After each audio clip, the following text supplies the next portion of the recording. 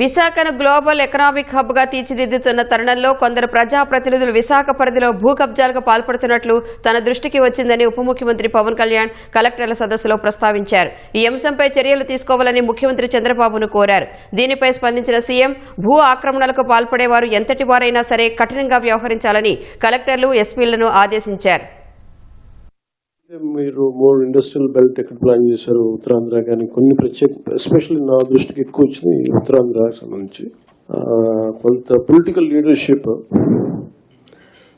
The getting into the unwanted land disputes, land settlements.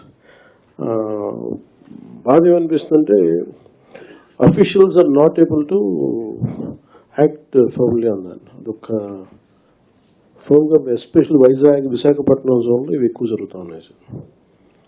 మిగతా చోట్ల కానీ ఇది డెవలప్మెంట్ కొంచెం ఒక ఫోన్గా మీరు ఒక డైరెక్షన్ ఇవ్వండి సార్, ఒక డైరెక్ట్ ఇవ్వాలి మీరు దీనికి సంబంధించి ఇస్తే బాగుంటుంది సార్. ఏదైతే డిప్యూటీ సీఎం గారు చెప్పారో 5-6 జిల్లాలు అనకాపల్లి, విశాఖపట్నం, విజయనగరం, ఈ జిల్లాలో బోత్ పోలీసు ఉన్నారు, కలెక్టర్స్ ఉన్నారు. It is your responsibility.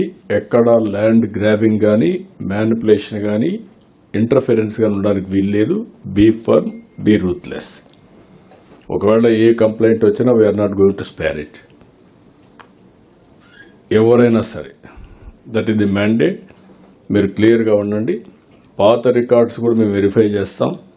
ఎవరు తప్పు చేసినా కూడా ఎవరిని వదిలిపెట్టే సమస్య ఉండదు.